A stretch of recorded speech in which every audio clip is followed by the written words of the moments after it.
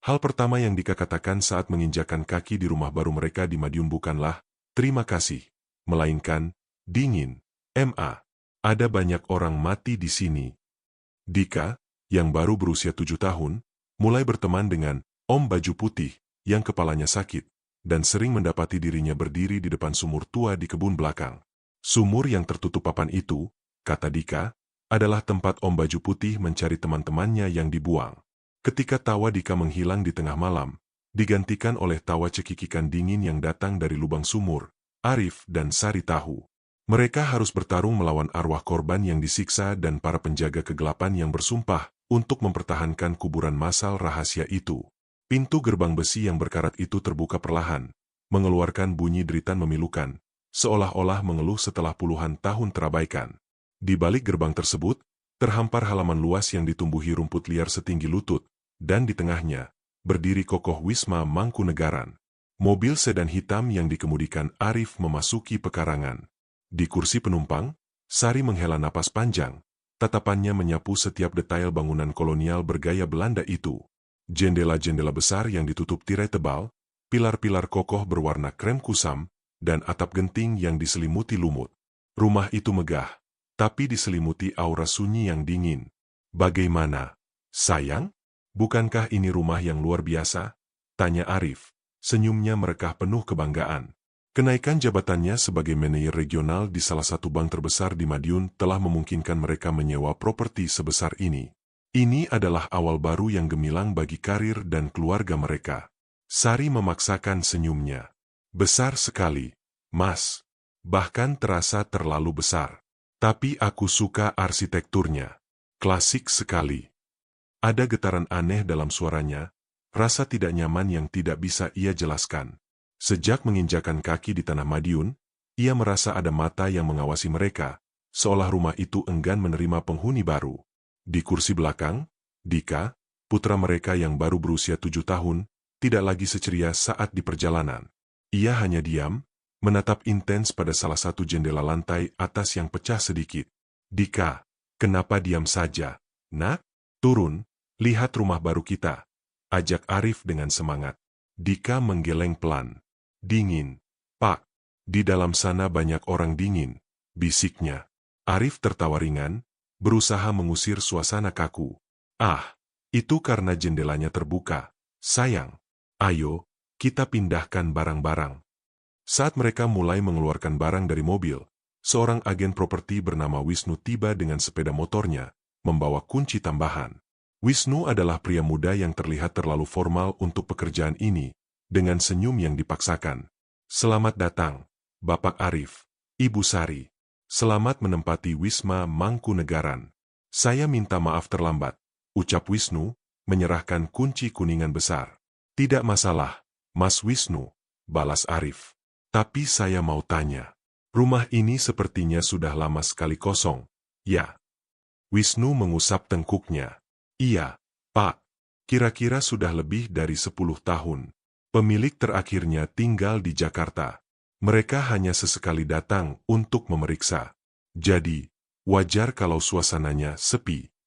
"Sepi dan dingin," tambah Sari, menoleh ke arah Wisnu. "Apa ada cerita khusus di rumah ini, Mas?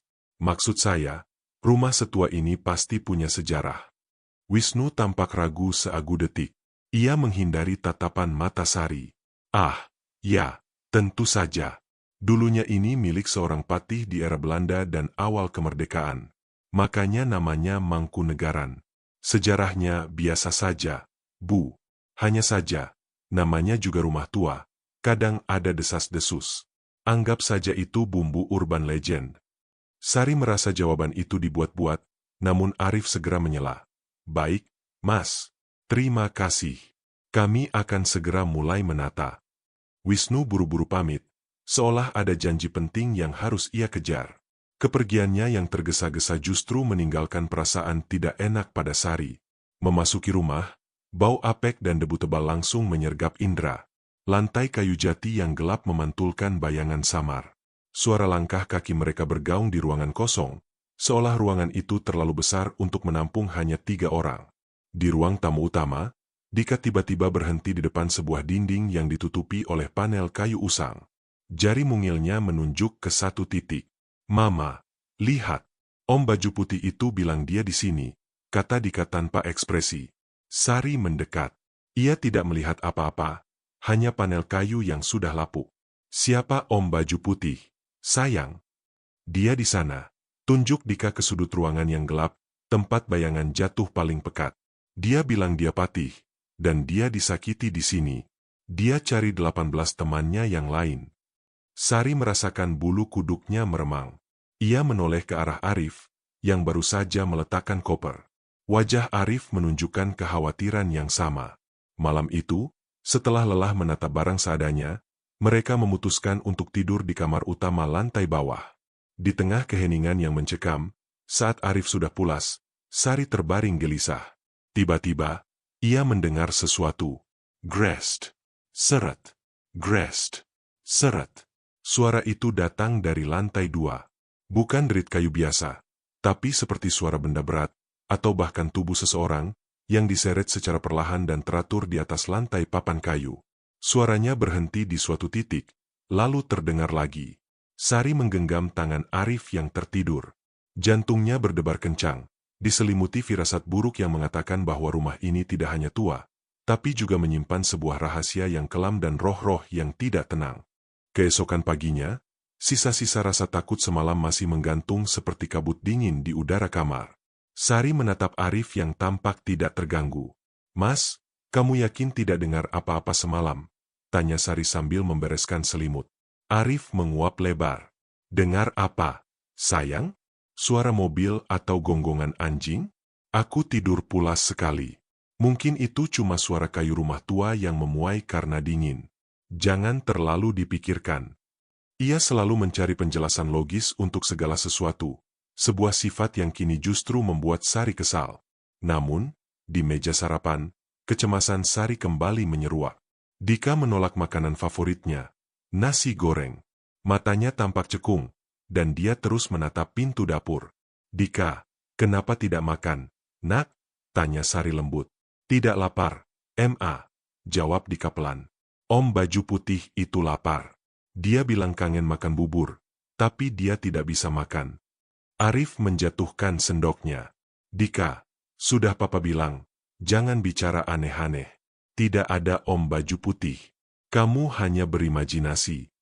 Wajah Dika berubah cemberut. "Ada, Pak. Dia ada di belakang pintu itu.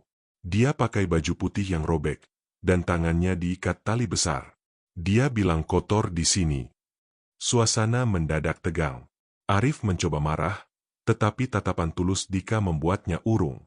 Ia memutuskan untuk mengalihkan perhatian, berjanji akan mengajak Dika membeli mainan baru sepulang kerja. Selama beberapa hari pertama, pola gangguan itu semakin jelas. Suara seretan dari lantai atas selalu muncul tepat pada pukul 2 dini hari.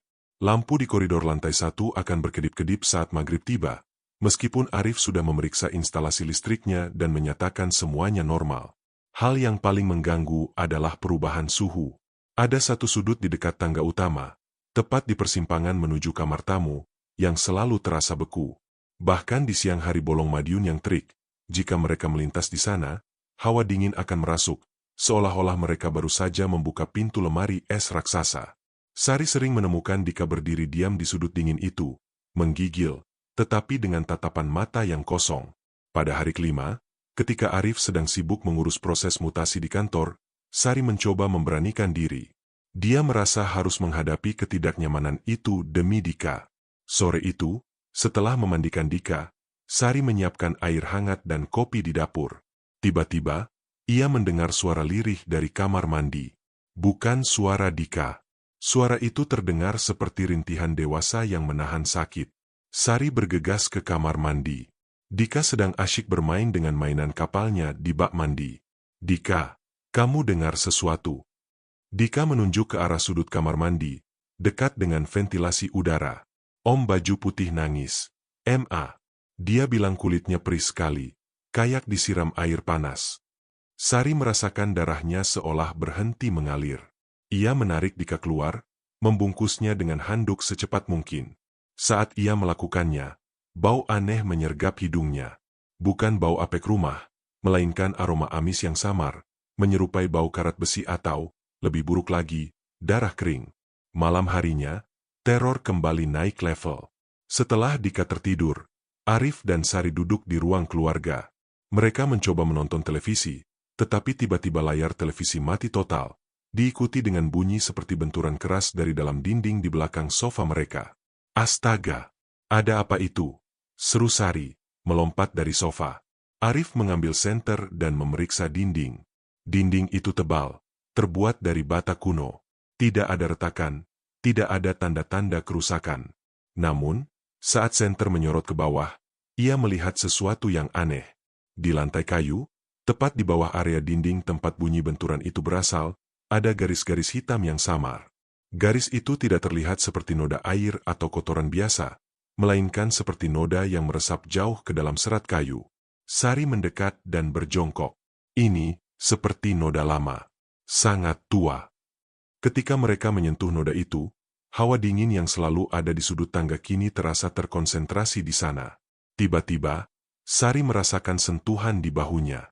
Bukan sentuhan manusia, melainkan tekanan dingin dan lembab yang membuatnya terperanjat. Arif menoleh cepat, tetapi tidak ada siapa-siapa di belakang Sari. Namun, di tengah kegelapan yang diterangi senter, mereka berdua mendengar dengan jelas. Kali ini bukan rintihan, bukan seretan, melainkan bisikan dingin yang sangat dekat di telinga mereka. Jangan ganggu. Aku di sini. Suara itu berat, serak, dan penuh penderitaan. Arif, yang selama ini mempertahankan logika, kini tidak bisa lagi menyangkal. Ketakutan yang sesungguhnya mulai menjerat mereka. Wisma Mangkunegaran bukan hanya rumah tua. Rumah ini adalah penjara bagi entitas yang tersiksa. Pengalaman di ruang keluarga malam itu telah merobohkan benteng logika Arif. Pagi harinya, ia tidak lagi membantah saat Sari mendesak untuk mencari tahu lebih banyak tentang sejarah Wisma Mangkunegaran. Mereka berdua sepakat bahwa mereka tidak bisa terus tinggal di rumah yang jelas-jelas dihuni oleh sesuatu yang berbahaya. Namun, sebelum pergi, mereka perlu memahami siapa atau apa yang mereka hadapi. Arif cuti setengah hari. Ia meninggalkan Sari dan Dika bersama, dengan pesan tegas agar mereka tidak melangkah keluar dari halaman rumah. Arif menuju ke sebuah warung kopi tradisional di pusat kota Madiun, mencari informasi dari orang-orang tua yang mungkin masih mengingat sejarah rumah besar di Jalan Mangkunegaran itu. Di sana, ia bertemu dengan Pak De Paimin, seorang pensiunan guru sejarah lokal yang terkenal fasih. Setelah berbasa-basi sejenak dan menyajikan kopi hitam, Arif mulai mengutarakan maksudnya. Pak De, saya baru pindah ke rumah di Jalan Mangkunegaran. Rumah yang besar dan agak terpencil itu, ujar Arif, suaranya dibuat serileks mungkin. Ekspresi Pak De Paimin langsung berubah serius. Ia meletakkan cangkir kopinya perlahan. Oh, Wisma Mangkunegaran. Rumah itu memang indah di luar, tapi menyimpan kisah paling kelam di kota ini, nak. Pak De Paimin mulai bercerita. Ia menjelaskan bahwa rumah itu dulunya adalah kediaman pribadi Patih R.M. Sarjono, seorang tokoh masyarakat yang sangat dihormati dan menjabat sebagai Patih Madiun pada tahun 1948. Tahun itu, Madiun dikuasai oleh mereka yang berhaluan kiri. Pemberontakan pecah. Patih Sarjono, karena dianggap musuh ideologi, menjadi salah satu target utama. Jelas Pak De Paimin, nadanya berat. Rumahnya tidak hanya dijadikan tempat penahanan, tetapi juga markas penyiksaan sementara oleh laskar-laskar PKI sebelum para korban dibawa ke Monumen Kresek atau Sumur Soco. Arif menahan napas. Rasa mual menjalar di perutnya. Markas penyiksaan. Kata-kata Dika tentang banyak orang dingin dan bau amis di kamar mandi mulai masuk akal yang mengerikan. Patih Sarjono sendiri disiksa di sana, di rumahnya sendiri. Lanjut Pak De Paimin, matanya menerawang. Ia disiksa dengan keji untuk memaksa pengakuan dan pengkhianatan. Konon, ia bahkan harus melihat beberapa ulama dan tokoh masyarakat lain disiksa bersamanya, di rumahnya. Jasad Patih, bersama puluhan korban lainnya, dibawa keluar kota, lalu dibuang entah ke sumur atau jurang. Jasadnya tidak pernah ditemukan di rumah itu, tapi rohnya mungkin terperangkap. Pak De Paimin menambahkan bahwa rumah itu sempat dihuni sebentar oleh para tentara dan milisi yang bertugas membersihkan Madiun pasca peristiwa itu, tapi mereka pun tidak tahan karena sering mendengar suara jeritan dan rintihan yang berasal dari dinding dan lantai. Suara-suara yang sama yang didengar Sari dan Arif. Mereka yang meninggal di sana, banyak yang meninggal karena disiksa perlahan. Mereka belum tenang. Nak, mereka mencari keadilan, dan juga mencari mereka yang menyiksa. Tutup Pak De Paimin, menatap tajam ke arah Arif. Arif berterima kasih dan segera berpamitan. Pikirannya kalut. Ia bergegas kembali ke Wisma Mangkunegaran. Ketika sampai, ia mendapati Sari duduk di teras depan. Wajahnya pucat. Ada apa, sayang? Kamu baik-baik saja? Tanya Arif panik. Sari memeluknya erat. Tadi Dika bermain di ruang makan. Tiba-tiba dia lari, ketakutan. Dia bilang, ada 3 orang berbaju seragam kasar.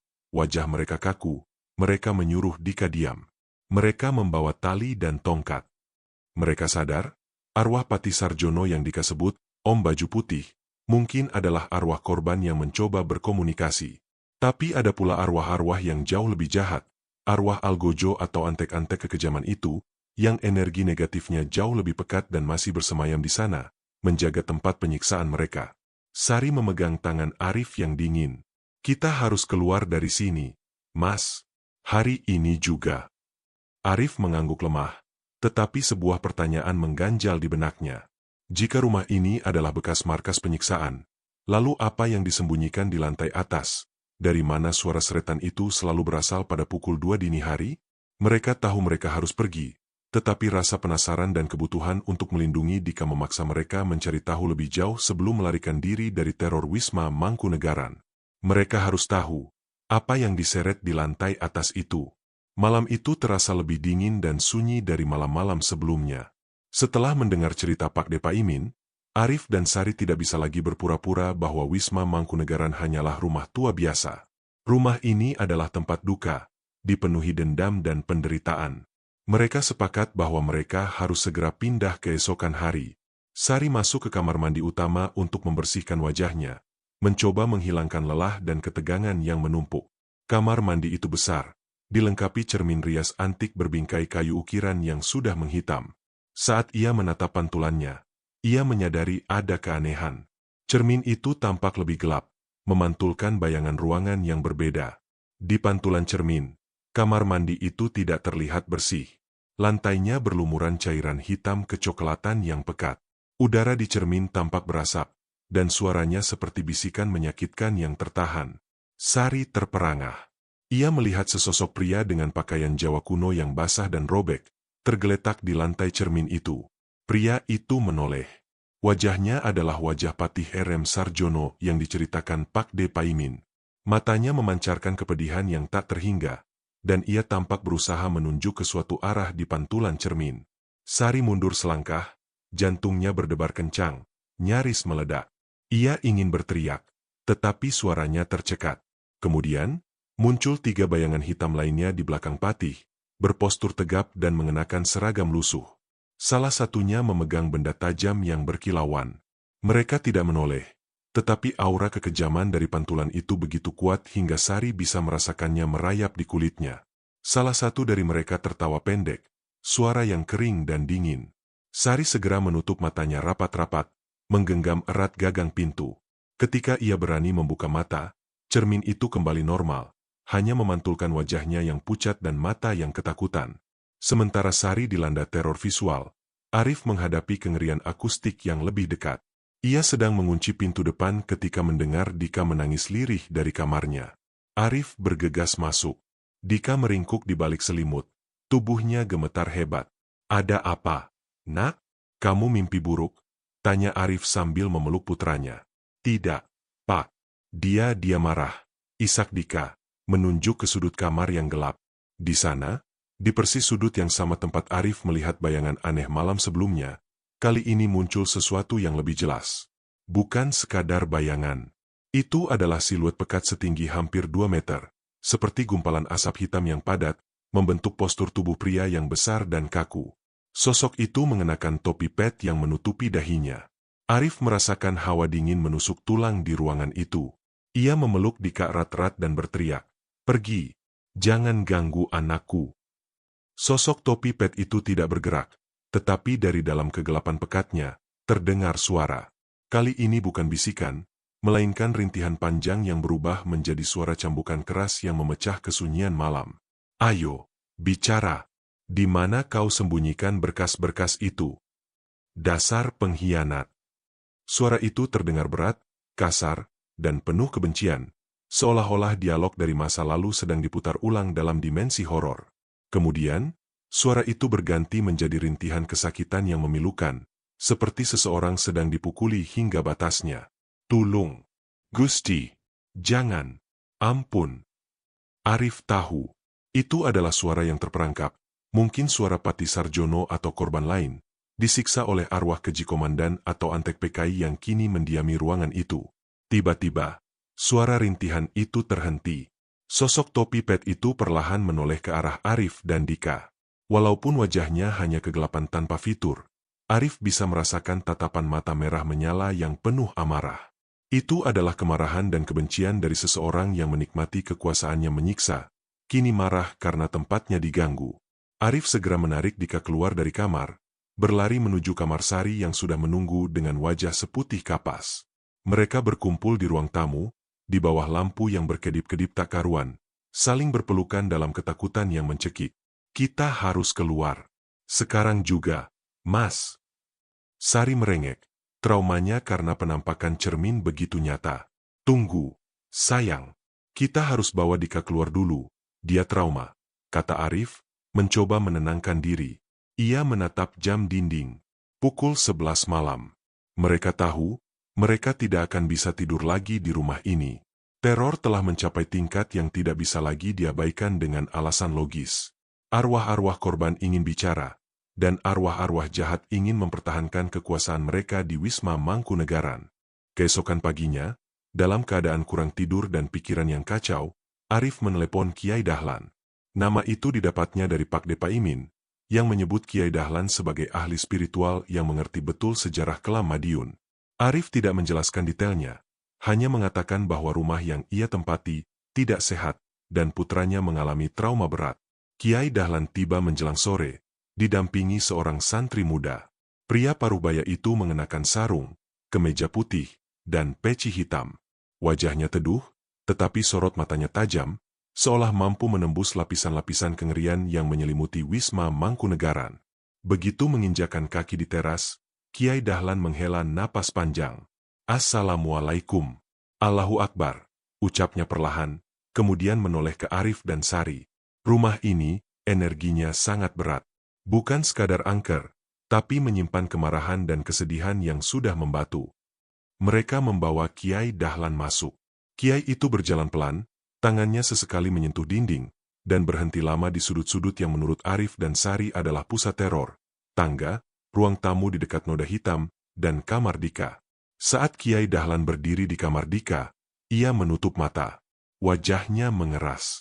Di sini terjadi penindasan yang besar dan kuat, mengikat dan menyiksa yang lemah.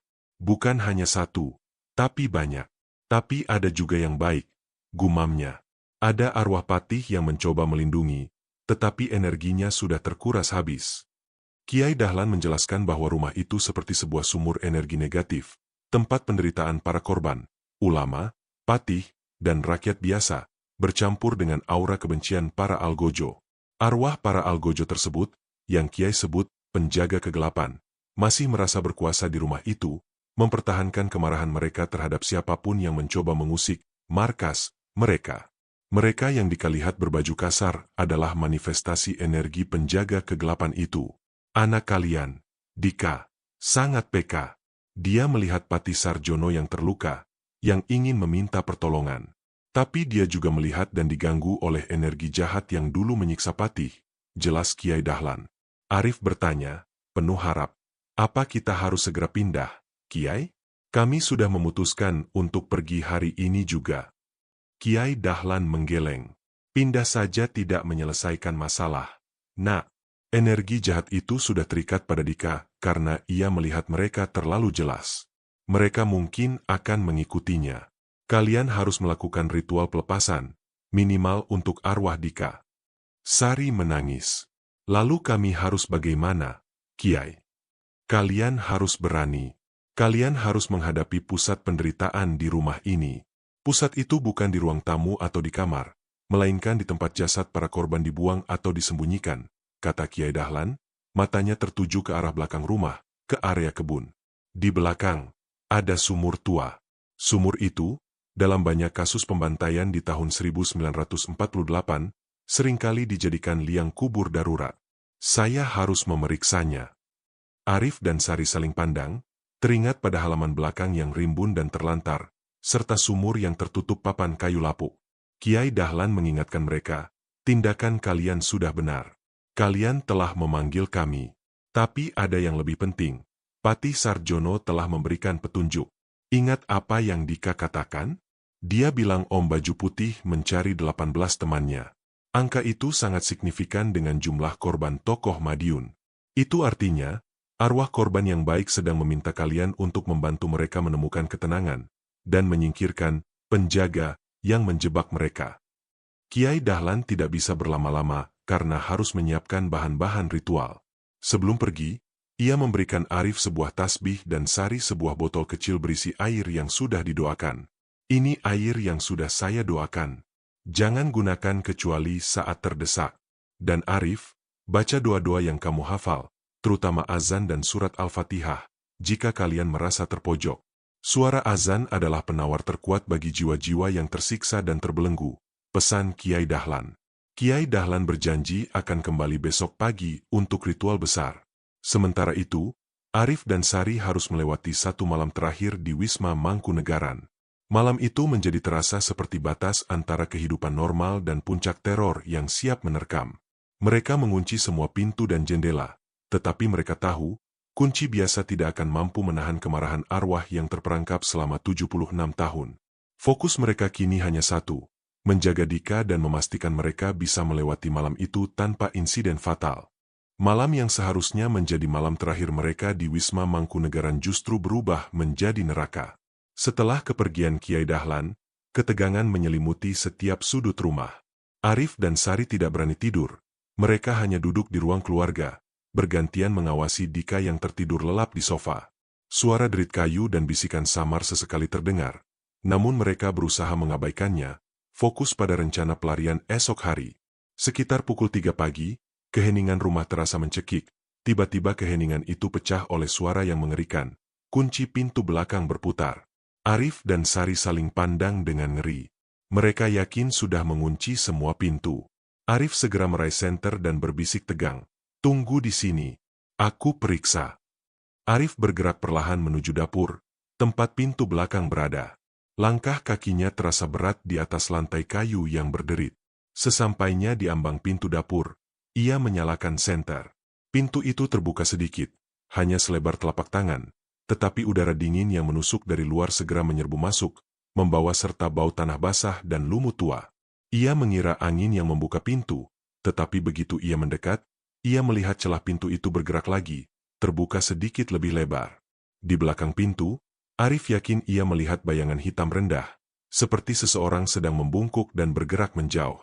Sari! Pintu belakang terbuka, teriak Arif, bergegas kembali ke ruang keluarga. Sari sudah berdiri di samping sofa, matanya melebar panik. Dika! Dika hilang. Mas! Sofa tempat Dika tertidur kini kosong, hanya menyisakan selimut yang jatuh melantai. Panik yang sesungguhnya kini meledak. Mereka mencari di setiap ruangan yang mungkin, memanggil nama putra mereka berulang kali, tetapi tidak ada jawaban. Rumah yang besar itu terasa begitu sunyi dan dingin, seolah energi kehidupan Dika telah tersedot habis. Dia pasti ke kamar mandi, Mas, atau dapur. Sari mencoba mencari alasan logis terakhir. Mereka kembali ke area dapur. Dika tidak ada di sana. Arif menyadari sesuatu. Sosok yang ia lihat di belakang pintu tadi tidak bergerak menjauh dari rumah, melainkan bergerak menuju kebun belakang. Tempat di mana sumur tua berada. Firasat buruk Kiai Dahlan tentang pusat penderitaan di sumur tua tiba-tiba terasa begitu nyata dan mengancam. Kebun belakang. Ayo, teriak Arif, menarik tangan Sari. Mereka berlari melintasi dapur yang gelap, menuju pintu belakang yang kini terbuka lebar. Begitu mereka keluar, kegelapan malam tanpa lampu membuat orientasi mereka hilang sejenak. Namun, Mata mereka segera tertuju pada sebuah objek di kejauhan, di tengah kebun yang gelap dan rimbun. Di sana, di lokasi yang mereka tahu adalah tempat sumur tua berada, terdengar suara aneh. Bukan tangisan Dika, bukan rintihan korban, melainkan tawa cekikikan dingin yang terdengar seperti tawa anak kecil, tetapi memiliki nada yang bengis dan tidak wajar. Tawa itu menggema di antara pepohonan, seolah mengejek kepanikan mereka. Arif menyalakan senter dan berlari sekuat tenaga. Saat cahayanya menembus kegelapan, mereka melihatnya. Di samping bibir batu sumur tua, yang biasanya tertutup rapat oleh papan kayu lapuk, kini papan itu sudah terbuka lebar, tergeletak miring di atas rumput. Di sana, Dika berdiri, tetapi kondisinya sangat mengkhawatirkan. Ia terlihat terkulai lemas, matanya terpejam, dan ia dipeluk erat oleh sosok anak kecil lain. Anak kecil yang memeluk Dika itu bertubuh kurus, mengenakan baju kumal yang robek, dan memiliki wajah yang sangat pucat, dengan mata yang sepenuhnya hitam tanpa putih mata. Bibirnya tersenyum lebar dan dingin. Tawa cekikikan itu berasal dari anak kecil pucat itu, bukan dari Dika. Ia memeluk Dika seolah-olah ia telah menemukan mainan barunya. Saat Arif dan Sari mendekat, panik di wajah mereka berubah menjadi kengerian murni.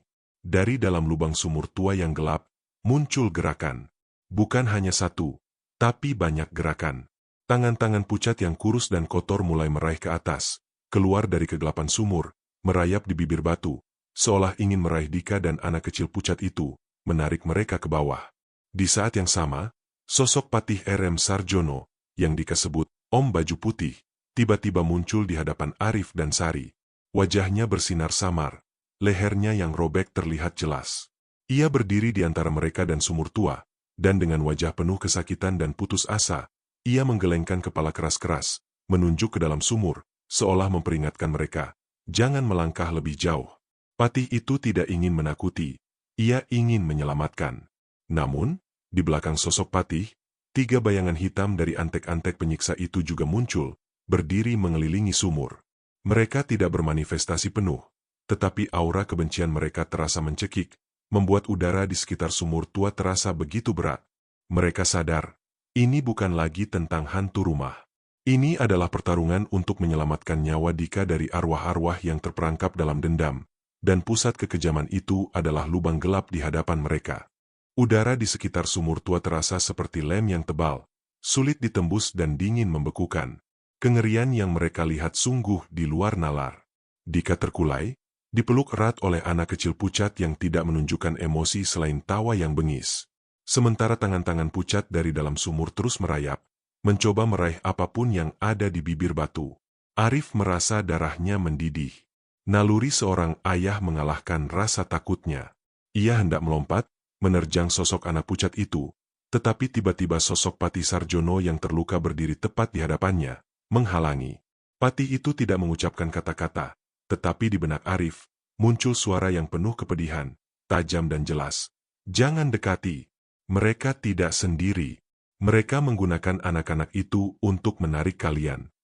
Arif tahu Patih itu mencoba melindunginya. Namun, ia tidak punya waktu. Dika tampak semakin lemas, seolah energinya diserap oleh entitas yang memeluknya. Lepaskan anakku, teriak Sari histeris, suaranya parau. Tawa cekikikan dari anak pucat itu semakin keras. Di belakang anak itu, 3 bayangan hitam tegap, para algojo, yang menjaga sumur mulai bergerak. Mereka melayang, mengelilingi Dika dan anak pucat itu, menciptakan sebuah lingkaran energi dingin yang mencekik. Arif sadar, anak pucat itu hanyalah boneka, arwah korban yang tidak bersalah namun telah dirasuki dan dikendalikan oleh kekuatan jahat para algojo. Tujuan mereka jelas, membawa Dika, seorang anak kecil yang peka, bergabung dengan penderitaan mereka di bawah sana. Sari teringat botol kecil berisi air doa yang diberikan Kiai Dahlan. Tangannya gemetar saat merogoh saku. Ia mengeluarkan botol itu dan tanpa berpikir panjang, membuka tutupnya dan memercikan air itu ke arah anak pucat yang memeluk Dika. Begitu air itu menyentuh sosok anak pucat, jeritan yang bukan berasal dari tawa melainkan rasa sakit yang menusuk terdengar. Sosok anak pucat itu melepaskan Dika sejenak dan mundur. Wajahnya menunjukkan kebencian yang luar biasa. Dika pun jatuh ke tanah, terbatuk-batuk. Sekarang, Mas, teriak Sari. Arif tidak menyia-nyiakan kesempatan. Ia melompat maju, meraih Dika dan menariknya menjauh dari bibir sumur. Tepat saat itu, tangan-tangan pucat di dalam sumur kembali muncul, bergerak lebih cepat, berusaha mencengkeram kaki Dika. Patih Sarjono yang terluka kembali bertindak. Ia melayang ke arah sumur, seolah tubuhnya yang transparan menjadi perisai. 3 bayangan hitam yang menjaga sumur mengarahkan amarah mereka pada Patih. Mereka mulai memukuli Patih dengan tongkat dan tali yang tidak terlihat, mengulangi penyiksaan yang pernah mereka lakukan bertahun-tahun lalu. Suara cambukan dan rintihan kesakitan kembali memenuhi udara. Mereka menyiksa Patih lagi, teriak Sari, air matanya bercampur ketakutan dan rasa iba. Arif mendekap Dika. Tubuh putranya terasa dingin seperti es. Ia teringat pesan Kiai Dahlan, azan adalah penawar terkuat. Dengan sisa keberanian yang ia miliki, Arif bangkit, berhadapan langsung dengan kegelapan sumur tua dan 3 bayangan Algojo yang sedang menyiksa Patih Sarjono. Ia memejamkan mata sejenak, mengambil napas dalam-dalam, dan mulai mengumandangkan azan sekuat tenaga. Allahu Akbar, Allahu Akbar. Suara Arif, yang biasanya tenang, kini bergetar namun kuat, memecah kesunyian malam. Begitu kata-kata suci itu keluar, reaksi yang terjadi sungguh di luar dugaan. Udara dingin tiba-tiba berubah menjadi panas yang menyengat. 3 bayangan hitam itu berhenti menyiksa Patih. Mereka berbalik, wajah bayangan mereka menunjukkan amarah dan kesakitan yang tak tertahankan seolah suara itu adalah api yang membakar mereka. Mereka mengeluarkan raungan panjang yang melengking. Suara yang bukan suara manusia melainkan gabungan dari kebencian dan keputusasaan. Tangan-tangan pucat yang merayap di bibir sumur juga ikut menghilang, seolah tertarik kembali ke dalam lubang gelap itu. Anak kecil pucat itu berteriak nyaring, bukan lagi tawa bengis, melainkan jeritan penderitaan yang membuat hati Sari ikut sakit mendengarnya. Kekuatan positif azan melawan kekuatan negatif yang telah lama bersemayam. Arif terus mengumandangkan azan, hingga kalimat terakhirnya. Saat ia menyelesaikan panggilannya kepada Tuhan, Patih Sarjono menoleh ke arahnya. Patih itu tersenyum tipis, senyum yang membawa rasa syukur dan damai, sebelum akhirnya sosoknya meredup dan menghilang, seolah tugas perlindungannya telah selesai. Namun, di dalam lubang sumur tua, kemarahan yang tersisa masih terasa. Untuk memastikan Dika benar-benar aman, Arif tahu ia harus menutupnya. Matanya tertuju pada papan kayu lapuk yang tergeletak miring. Azan yang dikumandangkan Arif merobek kegelapan, tetapi bukan berarti pertarungan telah usai. Meskipun 3 bayangan hitam yang mewakili para penyiksa telah dipukul mundur oleh kekuatan doa, dan arwah Patih Sarjono telah memberikan pertolongan terakhir, lubang sumur tua masih memancarkan energi kebencian yang luar biasa. Anak kecil pucat itu, yang mungkin arwah seorang korban yang dimanipulasi, telah lenyap, tetapi suara rintihan samar masih terdengar dari kedalaman sumur, seolah memanggil-manggil. Dika terbatuk-batuk, tubuhnya menggigil hebat dalam dekapan Arif. Sari segera membungkusnya dengan saul yang melilit di lehernya. Ia tahu, Dika harus segera dijauhkan dari tempat terkutuk ini. Kita harus menutupnya. Mas, tutup lubang itu sekarang, seru Sari, suaranya dipenuhi urgensi. Arif mengangguk, matanya menyapu sekitar. Papan kayu penutup sumur yang berat tergeletak miring beberapa meter dari bibir sumur. Sisa-sisa kekuatan telah terkuras habis oleh teror dan kumandang azan. Namun, melihat Dika yang nyaris direnggut oleh kegelapan, ia menemukan kembali kekuatan yang tersisa. Ia menyerahkan Dika pada Sari, yang segera menarik putra mereka menjauh sejauh mungkin, berlindung di balik pohon jambu air yang besar. Arif berjongkok, merasakan dinginnya tanah. Ia menghela napas, mengumpulkan semua keberanian dan tenaga fisiknya. Tiba-tiba, dari dalam sumur, terdengar lagi tawa cekikikan yang tadi sempat menghilang. Kali ini lebih lemah, namun lebih mengerikan, diiringi suara seperti air yang bergejolak. Tangan-tangan pucat itu mulai muncul kembali, seolah mereka tahu Arif akan menutup jalan keluar mereka. Arif tidak memberi kesempatan. Ia bergerak cepat. Ia mencengkeram ujung papan kayu yang tebal dan lapuk itu. Beratnya jauh melebihi dugaannya. Papan itu terasa dingin, seperti membeku.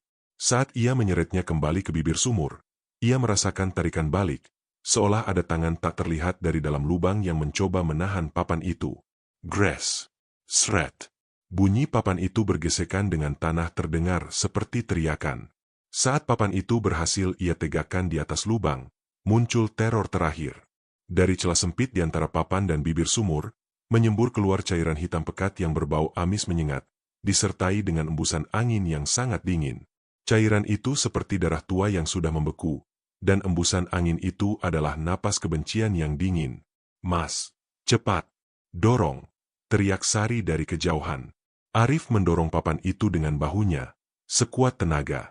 Ia bisa merasakan sesuatu dari dalam sumur menghantam papan itu dari bawah, mencoba menjatuhkannya kembali. Ia membayangkan puluhan arwah korban yang terperangkap, berebut mencoba keluar, didorong oleh energi gelap para algojo yang menolak dikunci kembali di kuburan mereka. Dengan teriakan tertahan, Arif berhasil menggeser papan itu, menutup rapat seluruh bibir sumur. Braak! Bunyi benturan papan kayu dengan batu itu menghasilkan gema yang mengerikan di kebun sunyi itu.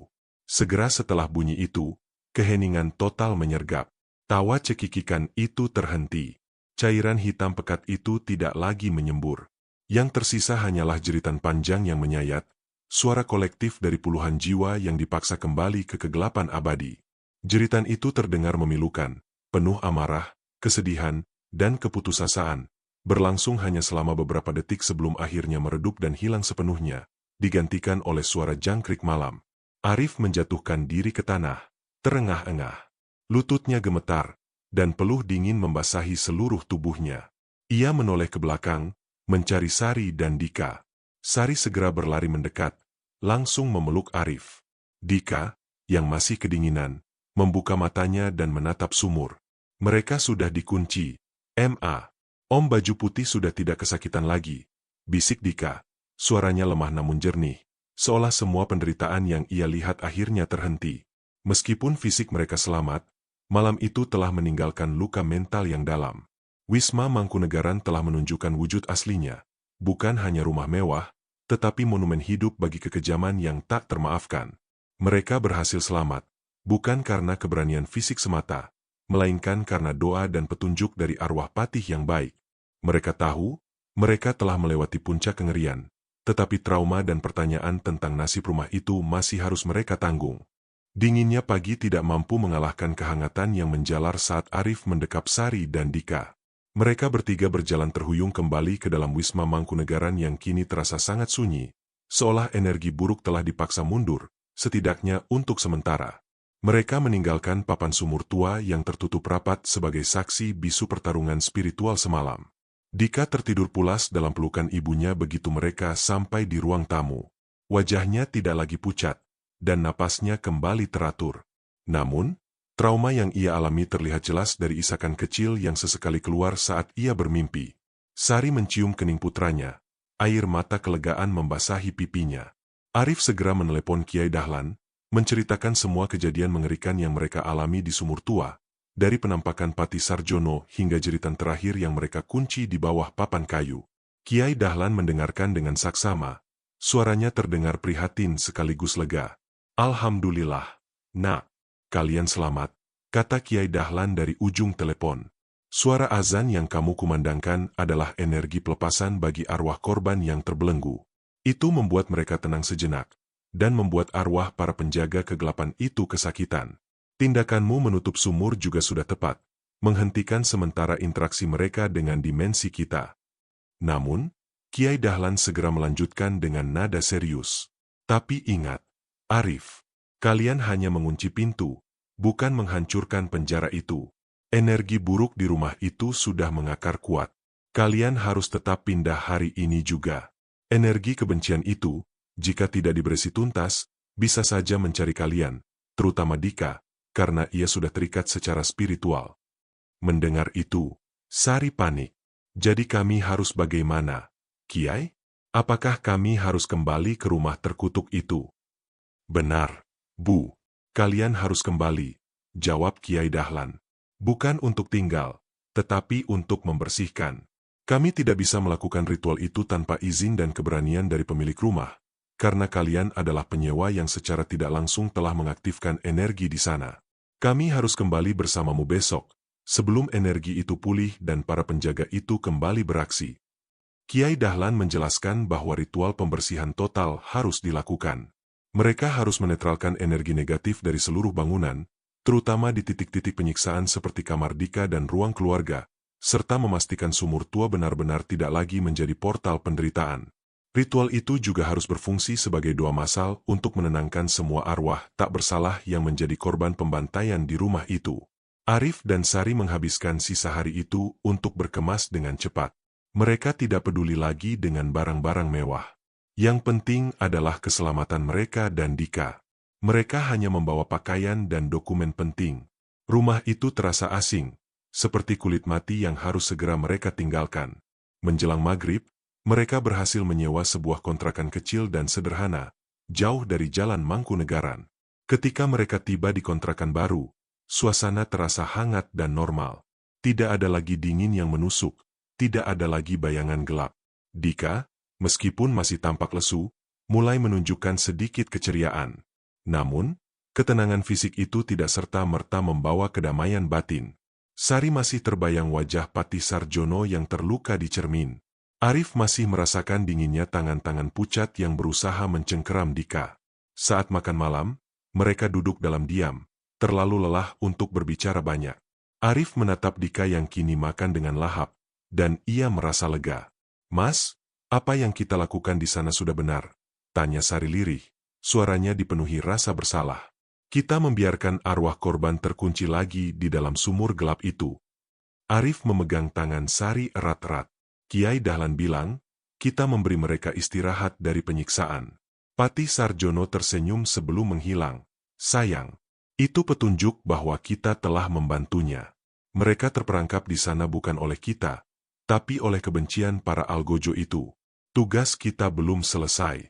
Besok, kita akan kembali, bukan sebagai penghuni yang ketakutan, tetapi sebagai orang yang akan menghormati penderitaan mereka dan memberikan mereka kedamaian sejati." Keputusan telah dibuat.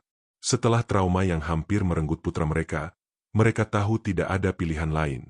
Mereka harus kembali ke Wisma Mangkunegaran, satu kali lagi, untuk menghadapi sejarah kelam Madiun yang terperangkap di dalam rumah itu, demi ketenangan diri mereka dan demi ketenangan arwah yang telah lama menanti pelepasan.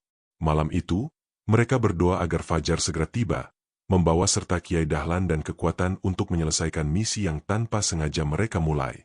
Pagi itu, Kiai Dahlan tiba di kontrakan Arif dan Sari tepat pukul 8 pagi, tidak sendiri. Ia ditemani oleh 4 santri muda yang membawa berbagai perlengkapan ritual, wadah air, dupa, dan beberapa buku doa. Ada rasa damai yang terpancar dari kelompok kecil itu, menghilangkan sisa-sisa kengerian malam sebelumnya. Dika ditinggalkan di kontrakan baru bersama tetangga baru yang sudah Arif percayai. Arif, Sari, Kiai Dahlan, dan para santri kembali ke Wisma Mangkunegaran. Memasuki gerbang besi yang berkarat itu lagi, Sari merasakan ketakutan, tetapi kali ini ia didorong oleh tekad. Mereka bukan lagi korban, melainkan pembebas. Kiai Dahlan memulai ritual di ruang tamu, pusat teror cermin dan rintihan yang mereka alami. Para santri menyalakan dupa di setiap sudut ruangan, membiarkan asap wangi melayang, mencoba menetralkan bau amis darah yang masih samar-samar tercium di hidung Sari. Kiai Dahlan kemudian memimpin doa, suaranya lantang dan bergetar, memohon ampunan dan kedamaian bagi arwah-arwah yang teraniaya. Selama doa berlangsung, udara di dalam rumah terasa bergejolak. Terdengar suara hembusan angin dari lantai atas, padahal semua jendela tertutup. Para santri terlihat tegang, tetapi mereka terus melantunkan ayat-ayat suci dengan hikmat. "Kita perlu menyentuh pusat-pusat penyiksaan," kata Kiai Dahlan setelah selesai berdoa. "Arif, tunjukkan di mana kamu melihat noda darah tua dan di mana kamu mendengar suara cambukan itu." Arif membawa Kiai Dahlan ke ruang keluarga, menunjukkan lantai kayu di bawah dinding tempat ia melihat noda hitam. Kiai Dahlan meminta para santri menggeser sofa. Dengan tongkatnya, ia mengetuk lantai kayu itu beberapa kali. Bunyinya terasa padat, tidak seperti lantai biasa. "Di bawah sini ada ruang tersembunyi," kata Kiai Dahlan. "Atau setidaknya, ada sesuatu yang disembunyikan di bawah papan lantai ini." Dengan izin Arif, salah satu santri mengambil linggis kecil dan mulai mencongkel papan lantai. Butuh waktu beberapa saat karena papan itu sangat tua dan dipaku dengan kuat. Ketika papan kayu itu terangkat, Sari menutup mulutnya. Di bawah lantai, tersembunyi ruang kecil berdebu. Di dalamnya, Kiai Dahlan menemukan 2 benda. sehelai kain merah tua yang tampak kotor dan kaku, serta sebilah pisau berkarat dengan gagang kayu yang sudah lapuk. Ini adalah sisa-sisa ritual mereka, jelas Kiai Dahlan, matanya menunjukkan rasa sedih. Kain ini adalah simbol kesetiaan buta, dan pisau ini alat kekejaman. Energi kebencian mereka terikat pada benda-benda ini, menjaga agar arwah korban tidak tenang.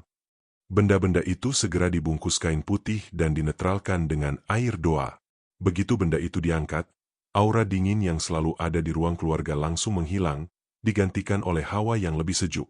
Misi selanjutnya adalah sumur tua. Mereka menuju ke kebun belakang.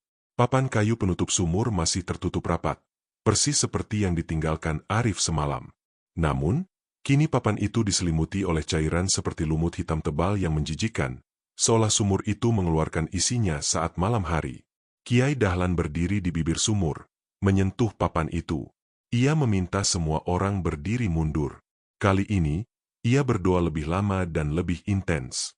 Doa yang dipanjatkan bukan untuk melawan, melainkan untuk memohon pelepasan. Kita tidak akan membuka sumur ini, kata Kiai Dahlan.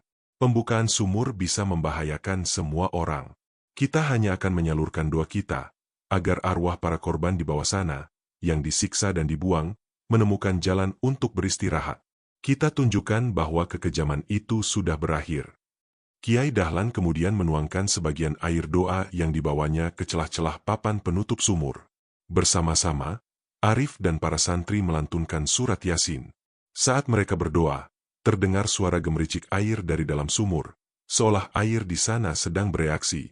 Tidak ada lagi jeritan atau tawa dingin, hanya suara air dan lantunan doa. Setelah 1 jam berdoa, Kiai Dahlan menyatakan ritual selesai. Energi di rumah ini sekarang netral. Arwah para korban telah menerima doa, dan arwah para algojo telah dipukul mundur. Pati Sarjono dan teman-temannya sudah tenang. Mereka tidak akan mengganggu kalian lagi. Arif dan Sari mengucapkan terima kasih tak terhingga.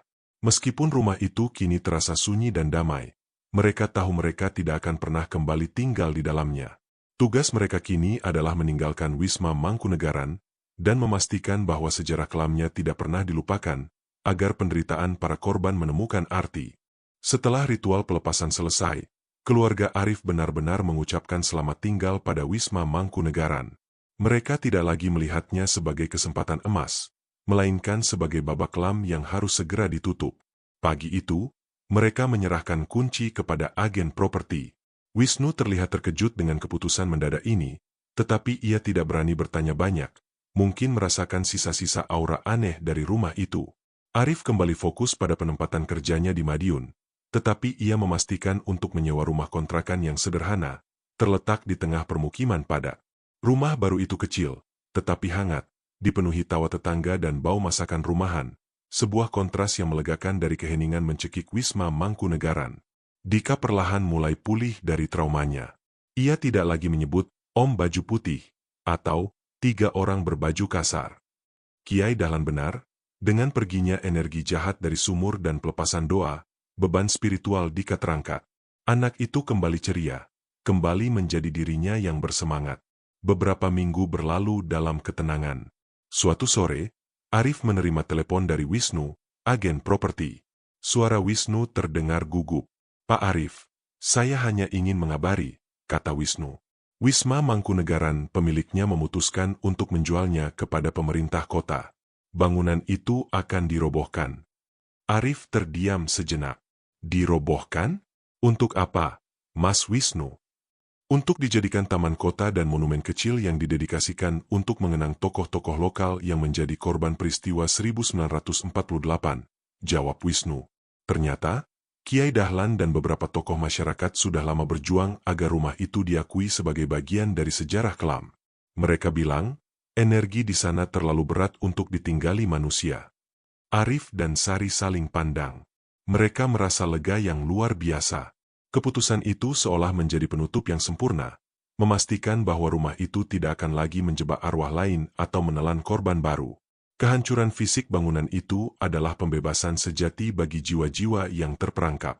Pada hari Minggu berikutnya, Arif mengajak Sari dan Dika mengunjungi Monumen Kresek, sebuah situs bersejarah di Madiun yang memang didirikan untuk mengenang keganasan masa lampau. Dika yang kini sudah sepenuhnya normal, berlari-lari di halaman, mengamati relief dan tugu peringatan. Di dekat prasasti yang mengukir 17 nama korban tokoh masyarakat, Arif berhenti. Ia menunjuk satu nama di sana, R.M. Sarjono, Patih Madiun. Dika, lihat nama ini, kata Arif, berjongkok di samping putranya. Ini adalah nama Om Baju Putih yang pernah kamu lihat. Beliau adalah orang baik, seorang patih yang disiksa karena membela kebenaran. Beliau dan teman-temannya tewas di kota ini, bahkan mungkin di rumah kita yang lama, karena kekejaman manusia di masa lalu. Sari menambahkan, dengan nada lembut, kami tahu kamu takut, sayang.